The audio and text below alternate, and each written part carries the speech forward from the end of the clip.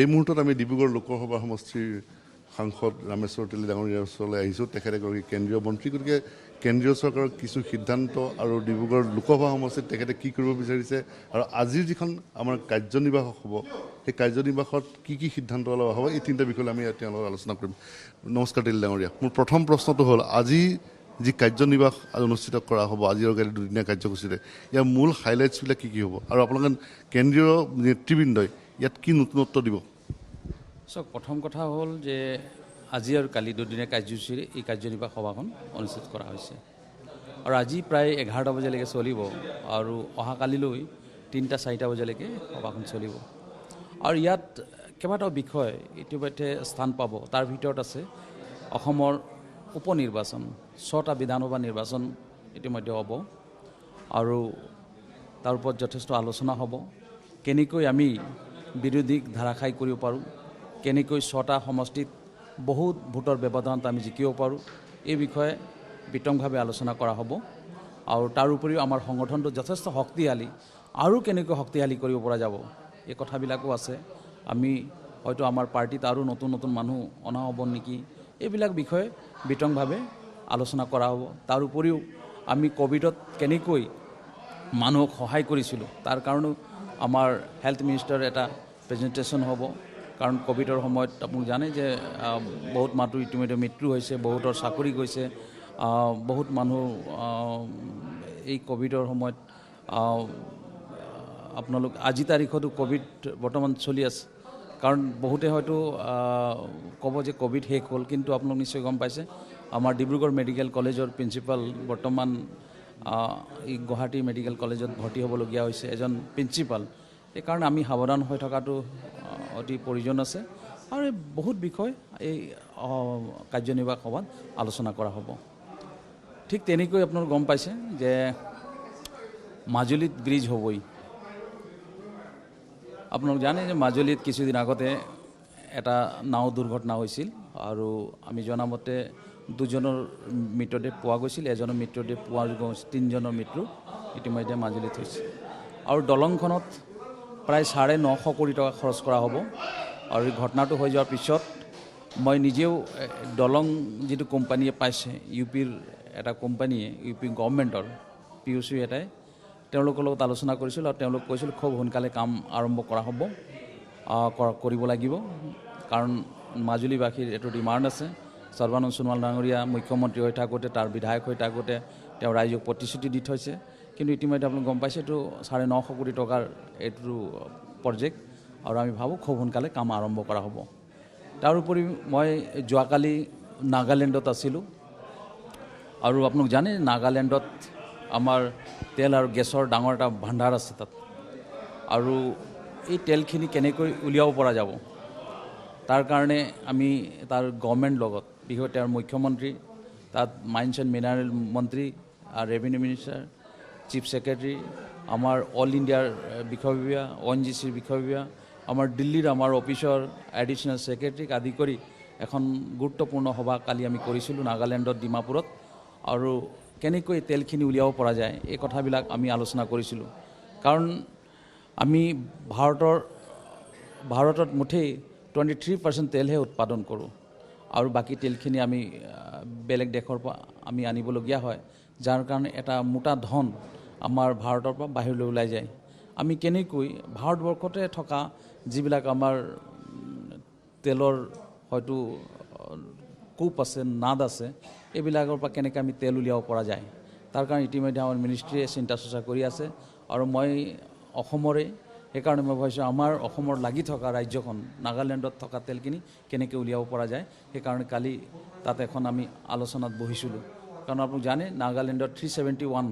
এটা ধাৰা লগাই থোৱা আছে, যাৰ কাৰণে তেওঁলোকে কয় যে মাটিৰ তলৰ সম্পত্তিখিনি আমাৰ। এই কথা কোৱাৰ কাৰণেই তাত আমি গেছ তেল উলিয়াব নোৱাৰোঁ। কিন্তু ইতিমধ্যে মুখ্যমন্ত্ৰী ডাঙৰীয়াৰো ইচ্ছা, তাত থকা চৰকাৰখনৰ ইচ্ছা যে তাৰ তেল গেছ ওলাওক, আমি ৰয়েলিটি পাওঁ, আমি ৰয়েলিটিৰ যোগেদি আমি নাগালেণ্ডৰ ডেভেলপমেণ্ট কৰিব লাগিব, আমি CSR ফাণ্ড পাব লাগিব, আমাৰ নাগালেণ্ডত থকা নিবনুৱাসকলে, যুৱক যুৱতীসকলে সংস্থাপন পাব লাগিব, এইবিলাক তেওঁলোক অনুভৱ কৰিছে। সেইকাৰণে আমি এখন সভা তাত অনুষ্ঠিত কৰিছিলোঁ যোৱাকালি, আৰু ইতিমধ্যে প্ৰথম পৰ্যায়ত এইখন সভা অনুষ্ঠিত হৈ গ'ল আমি দ্বিতীয় পৰ্যায়ৰ এখন আকৌ সভা পাতিম আমি ভাবিছোঁ নিশ্চয় নাগালেণ্ড গভৰ্ণমেণ্টে তেনেধৰণৰ পদক্ষেপক আদৰণি জনাব আৰু তেল উলিয়াবলৈ সুযোগ দিব অইল কোম্পানীক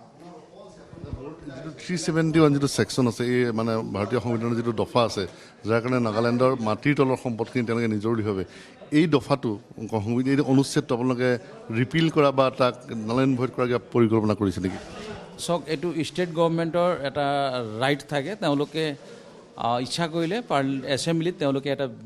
বিল পাছ কৰি হয় এইখিনি ওলোৱাৰ ব্যৱস্থা কৰিব পাৰে আৰু আমি নাগালেণ্ড গভৰ্ণমেণ্টক কৈছোঁ চাওক আপোনালোকৰ ওচৰত ব্লেক ডায়মণ্ড আছে কিন্তু ডায়মণ্ডখিনি যেতিয়া আপুনি বাহিৰলৈ নুলিয়ায় তেতিয়ালৈকেতো আপোনাৰ লাভ কি সেইটো সেই সময়ত মাটিৰ তলত থাকোঁতে সেইটোতো মাটিয়ে বুলি ধৰা হ'ব কিন্তু সেইখিনি উলিয়াওক সেইখিনি কাৰণ আমি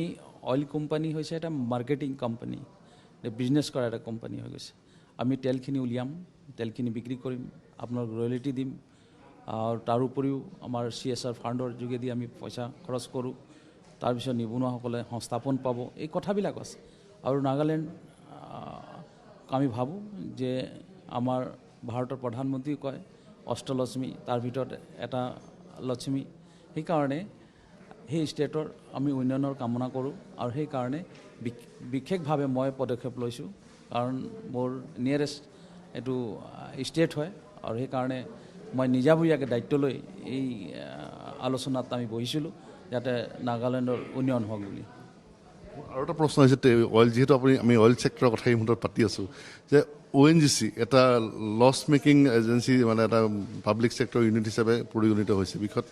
কাৰণ তাত যথেষ্টখিনি প্ৰয়োজনতকৈ বেছি এমপ্লয়ী থকা বুলি বিভিন্ন অভিযোগ আহিছে বা বিভিন্ন ধৰণৰ ONGC ভিতৰুৱা কিছুমান আনুষংগিক বিষয় আছে যাৰ কাৰণে ONGCয়ে যিটো লাভ দেখুৱাব লাগিছিলে পৰা নাই নাগালেণ্ডৰ এক্সপ্ল'ৰেশ্যনত আপুনি অইল ইণ্ডিয়া লিমিটেড যাব নে ONGC যাব বা ONGCক কিবা ডাইলুট কৰা বা ONGCৰ লগত কিবা মাৰ্জ কৰা কিবা আপোনালোকৰ প্লেন আছে নেকি চাওক প্ৰথম কথা হ'ল ইণ্ডিয়াৰ চবতকৈ ডাঙৰ অইল কোম্পানী খনন কোম্পানী ONGC হয় আৰু ৱৰ্ল্ডৰ চবতকৈ ডিপত গৈ খনন কৰি তেল ওলোৱা কোম্পানী কিন্তু ONGC হয় ৱৰ্ল্ডত সাগৰ তেওঁলোকে 3000 মিটাৰ তলৰ পৰা তেওঁলোক তেল উলিয়ায় এনেকৈ এটা কোম্পানী হৈছে ONGC এই ONGCত প্ৰায় 50,000 মানুহে কাম কৰে বিদেশতো কাম চলি আছে এই কোম্পানীটোৰ এটা এছেট নাজিৰাত আছে অসমত আৰু এইটো দেখা গোৱা হৈছে যে আজি 2-3 বছৰৰ পৰা এইটো লছত চলি আছে কিন্তু 85 যেতিয়া গোটেই অসমত আন্দোলন চলি আছিল অসম আন্দোলন তেতিয়াও কিন্তু লছত নাছিল কিন্তু সুন্দৰভাৱে চলিছিল প্ৰফিটত আছিল আৰু এতিয়া কিন্তু অসমখন একেবাৰে শান্তত আছে শান্তিত আছে তাৰপিছত দেখা পোৱা গৈছে যে ONGC অলপ লছত গৈ আছে ইয়াৰ কাৰণ আমি বিচাৰিছোঁ যে ইয়াৰ লছ হোৱাৰ কাৰণটো কি আৰু এনেই মানুহৰ মুখে মুখে ভুৱা এটা ওলাইছে যে অল ইণ্ডিয়াৰ লগত ONGC চামিল হ'ব নেকি কিন্তু এতিয়ালৈকে মিনিষ্ট্ৰীত দিল্লীত মই যি পেট্ৰলিয়াম মিনিষ্টাৰ মই ৰাজ্যিক মন্ত্ৰী কিন্তু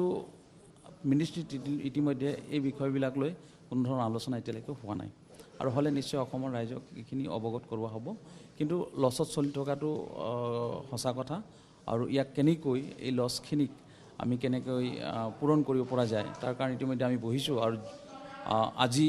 এখন সভাও আছে তাত আমাৰ ONGCত আৰু আমাৰ এডিশ্যনেল ছেক্ৰেটাৰী অমৰনাথ ডাঙৰীয়া গৈছে তেওঁলোকৰ লগত বহিব যে আমি লছত নাজিৰা এছেটটো কিয় আছে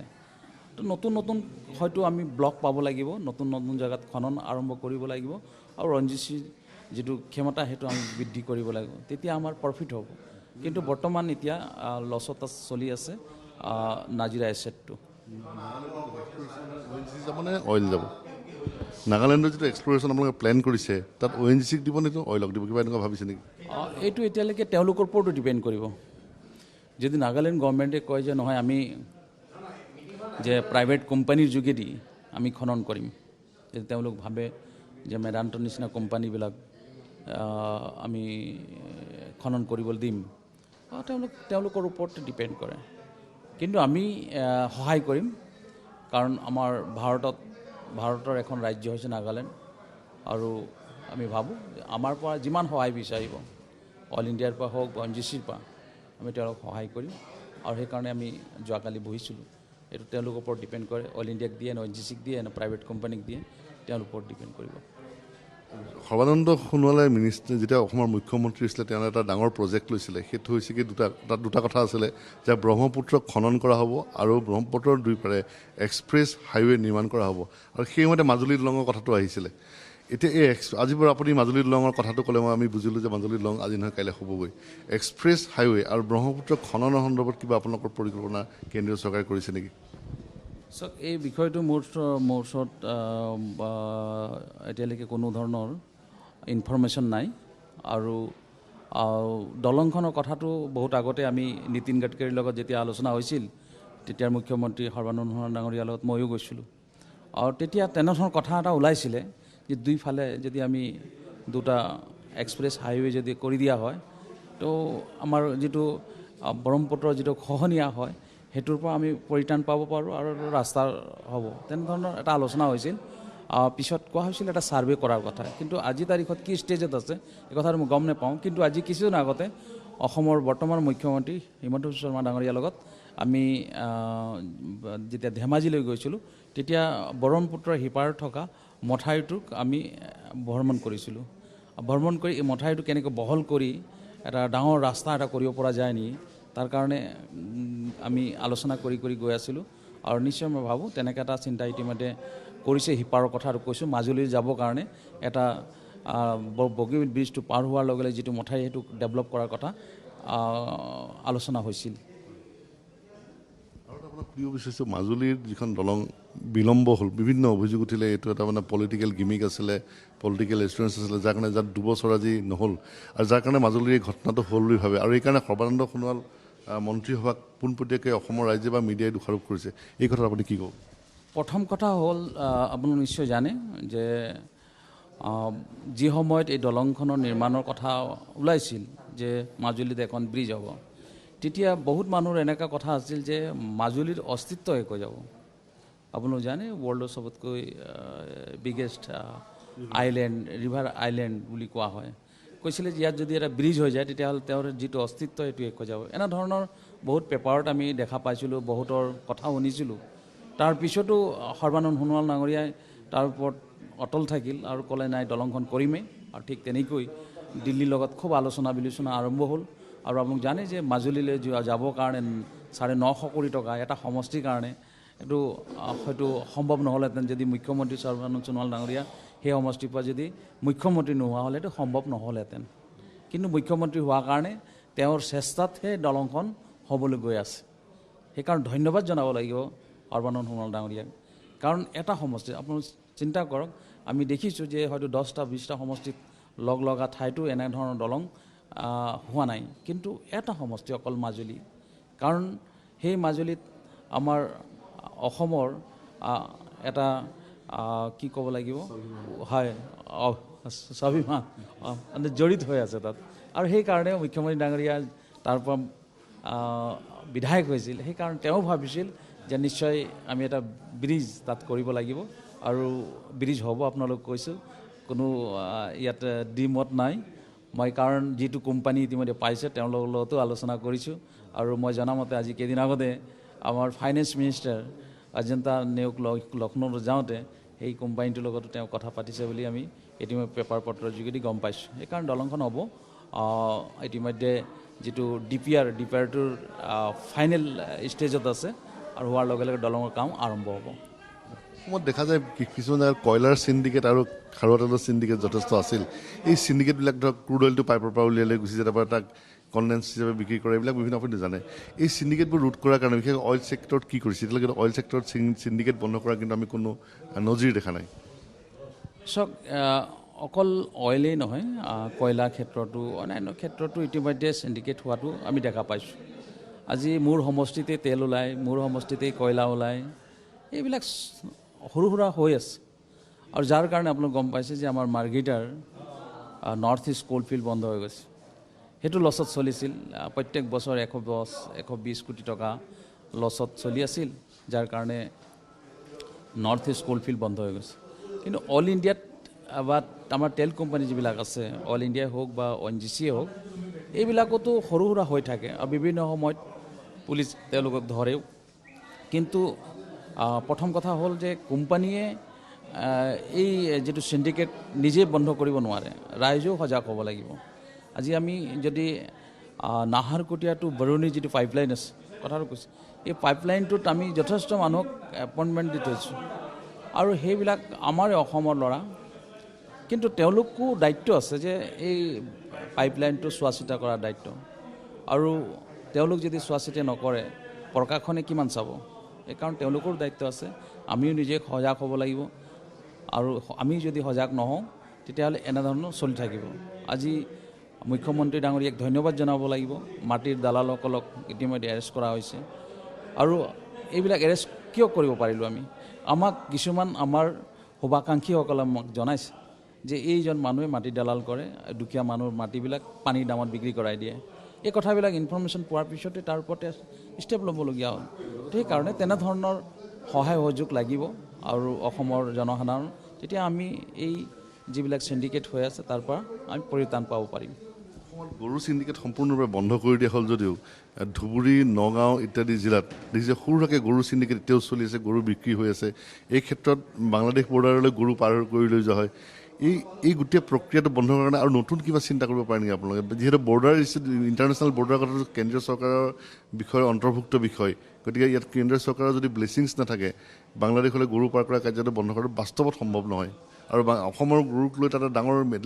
লেডাৰ ইণ্ডাষ্ট্ৰী, মিট ইণ্ডাষ্ট্ৰী আমাৰ বৰ্ডাৰ সিপাৰে গঢ়ি উঠিছে। এই গোটেই প্ৰক্ৰিয়াটো বন্ধ কৰিবৰ কাৰণে কেন্দ্ৰীয় চৰকাৰে কিবা কথা পাতিব নেকি?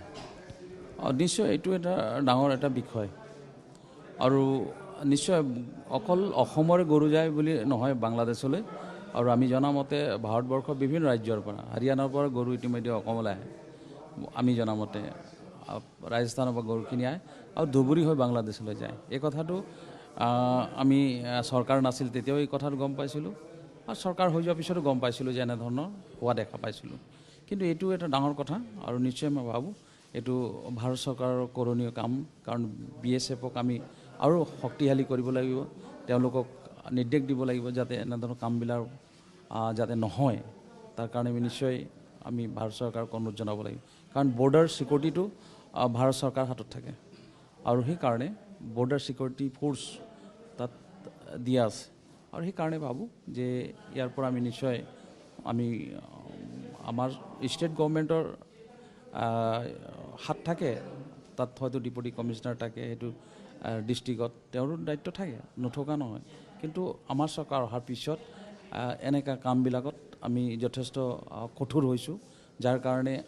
আগত যেনেকৈ হৈছিল তেনেকৈ এতিয়া হোৱা নাই বুলি আমি ইতিমধ্যে আপোনালোকৰ মিডিয়াৰ যোগেদি গম পাইছোঁ। আগত কিন্তু যথেষ্ট এনেকুৱা চোৰাং বেপাৰ হৈছিল গৰুৰ, কিন্তু এতিয়া চৰকাৰৰ যি বৰ্তমান চৰকাৰ, এই চৰকাৰৰ দিনত এইটো কমিছে বুলি ইতিমধ্যে আমি গম পাইছোঁ। প্ৰশ্ন, আপুনি অসমৰ এজন মন্ত্ৰী হিচাপে আৰু ডিব্ৰুগড় লোকসভাৰ সমষ্টিৰ এগৰাকী সাংসদ হিচাপে অসমলৈ বা আপোনাৰ ডিব্ৰুগড় জিলালৈ বা ডিব্ৰুগড় সমষ্টিলৈ কিবা নতুন বস্তু আনিবলৈ বিচাৰিছে নেকি? বহুতকেইটা নতুন কাম ইতিমধ্যে হ'ব। ইতিমধ্যে আপোনাক গম পাইছে যে নুমলীগড় ৰিফাইনেৰী 3 মিলিয়নৰ পৰা 9 মিলিয়ন মেট্ৰিক টন ইতিমধ্যে হ'বলৈ গৈ আছে। আৰু আপোনাক গম পাইছে যে আমাৰ বাঁহৰ পৰা ইতিমধ্যে আমি ফুৱেল বনাবৰ কাৰণে সিদ্ধান্ত লৈছোঁ। নৰ্থ ইষ্ট তথা আমাৰ ওচৰত লাগি থকা বাৰ্মাৰ নিচিনা দেশত যথেষ্ট বাঁহ আছে, আৰু এটা সময়ত এই বাঁহখিনি আমি জাগিৰত পেপাৰ মিলত ব্যৱহাৰ কৰিছিলোঁ বা কাছাৰ পেপাৰ মিলত ব্যৱহাৰ কৰিছিলোঁ। আৰু সেইকাৰণে এতিয়া আমি এই যিটো বেম্বুৰ পৰা যিটো ফুৱেল হ'ব, এই বাঁহখিনি তাত দৰকাৰ হ'ব। আৰু ইতিমধ্যে আমি 4-5খন বাঁহৰ ডিপু কৰিবৰ কাৰণে সিদ্ধান্ত লৈছোঁ, আৰু আশা ৰাখিছোঁ অহা বছৰৰ পৰা বাঁহৰ ফুৱেল ইতিমধ্যে উৎপাদন কাম আৰম্ভ হ'ব, আৰু আমি তেলত 20% বাইণ্ডিং কৰি মিহলাই আমি গাড়ীবিলাক চলাম। তেনেকৈ এটা ডাঙৰ কাম ইতিমধ্যে হ'বলৈ গৈ আছে। ঠিক তেনেকৈ এই তেলখিনি ৰিজাৰ্ভাৰ আমাক লাগিব, তো আমি নিশ্চয় আমাৰ গুৱাহাটীত এটা ডাঙৰ ৰিজাৰ্ভাৰ কৰিম, এইটো বহুত কোটি টকাৰ হ'ব। তাৰোপৰি আমি ভাৰত পেট্ৰলিয়ামৰ এটা ৰিজাৰ্ভাৰ আমি বড়োলেণ্ডত কৰিম, এইটো বহুত কোটি টকাৰ হ'ব। এনেকুৱা বহুতকেইটা কাম ইতিমধ্যে আমি কৰিবৰ কাৰণে সিদ্ধান্ত লৈছোঁ। ঠিক তেনেকৈ আপুনি গম পাইছে যে আমাৰ অল ইণ্ডিয়াৰ মুখ্য কাৰ্যালয় দিল্লীত আছে, এইটো খুব সোনকালে আমাৰ গুৱাহাটীলৈ হস্তান্তৰ হ'ব। আমি অসমত এটা নৰ্থ ইষ্টৰ কাৰণে হয়তো স্কিল ডেভেলপমেণ্ট চেণ্টাৰ কৰিম। আমাৰ এছিয়াৰ প্ৰথম তেল ওলাইছিল অসমত ডিগবৈত, এটা মিউজিয়ামৰ কাম ইতিমধ্যে চলি আছে। এই মিউজিয়ামৰ কামো খুব সোনকালে আমি কমপ্লিট কৰিম। এনেকৈ অনেক কাম ইতিমধ্যে পেট্ৰলিয়াম মিনিষ্ট্ৰীৰ ফালৰ পৰা কৰি থকা হৈছে। তাৰোপৰি মোৰ শ্ৰম বিভাগৰ দায়িত্বত আছে। শ্ৰম বিভাগতো আমি যথেষ্ট কাম কৰিবলৈ সিদ্ধান্ত লৈছোঁ, য'ত নেকি অসংগঠিত যিসকল শ্ৰমিক আছে, প্ৰায় 38 কোটি শ্ৰমিকক ইতিমধ্যে আমি ই শ্ৰম কাৰ্ড দিবৰ কাৰণে সিদ্ধান্ত লৈছোঁ। আজিও এটা কাৰ্যসূচী ইতিমধ্যে বৰ্তমান চলি আছে শংকৰদেৱ কলাক্ষেত্ৰত। আমাৰ যিসকল ঘৰত কাম কৰা যিসকল মানুহ আছে বা ডাঙৰ ডাঙৰ বিল্ডিংবিলাকত কাম কৰা মানুহ আছে, মনৰেগাত আমাৰ এনৰেগা বুলি কোৱা এনৰেগাত যিসকল মানুহ কাম কৰে, আশা কৰ্মীসকল, সেই ড্ৰাইভাৰ, তেওঁলোকক ইতিমধ্যে ই শ্ৰম কাৰ্ড দিবৰ কাৰণে সিদ্ধান্ত লোৱা হৈছে 38 কোটি, আৰু তাৰ কাম বৰ্তমান চলি আছে। আজিলৈকে 1 কোটিতকৈ অধিক মানুহ ইতিমধ্যে ই শ্ৰম কাৰ্ড পাইছে। এই ই শ্ৰম কাৰ্ডত ৰেজিষ্ট্ৰেশ্যন কৰাৰ লগে লগে 2 লাখ টকাৰ ইঞ্চুৰেঞ্চ, এটা ফ্ৰী এটা তেওঁলোকে ইঞ্চুৰেঞ্চ পাব। কিবা কাৰণত যদি দুৰ্ঘটনা হয় তে পৰিয়ালটো 2 লাখ টকা পাব। এনেধৰণৰ কামবিলাক ইতিমধ্যে 2টা মন্ত্ৰালয়ত হৈছে, আৰু আহি থকা দিনকেইটাত আৰু বহুত কাম আমি কৰিবলগীয়া আছে। সেইটো হ'ল অসমৰ শান্তি প্ৰক্ৰিয়া। আলফা আৰু NSCNৰ শান্তি প্ৰক্ৰিয়াৰ ক্ষেত্ৰত কেন্দ্ৰীয় চৰকাৰে বিশেষ ব্যৱস্থা ল'ব বুলি জানিব পাৰিছোঁ। সেই ক্ষেত্ৰত আপুনি কিবা গম পায় নেকি? এতিয়ালৈকে এই কথাটো গম পোৱা নাই, কিন্তু আপোনালোকৰ মিডিয়াৰ যোগেদি গম পাইছোঁ। পেপাৰৰ হেডলাইন ইতিমধ্যে দেখা পাইছোঁ যে শান্তি আলোচনাৰ কাৰণে ইতিমধ্যে অসমৰ মুখ্যমন্ত্ৰীক দায়িত্ব দিয়া হৈছে বুলি আপোনালোকৰ মিডিয়াৰ যোগেদি মই গম পাইছোঁ। কিন্তু এতিয়ালৈকে মই মুখ্যমন্ত্ৰীক কথাটো মই কোনো ধৰণৰ আলোচনা কৰা নাই, কিন্তু মিডিয়াৰ যোগেদি কথাটো গম পাইছোঁ। ধন্যবাদ তেল ডাঙৰীয়া, আপুনি কিছু সময় দিয়াৰ বাবে ধন্যবাদ থাকিল।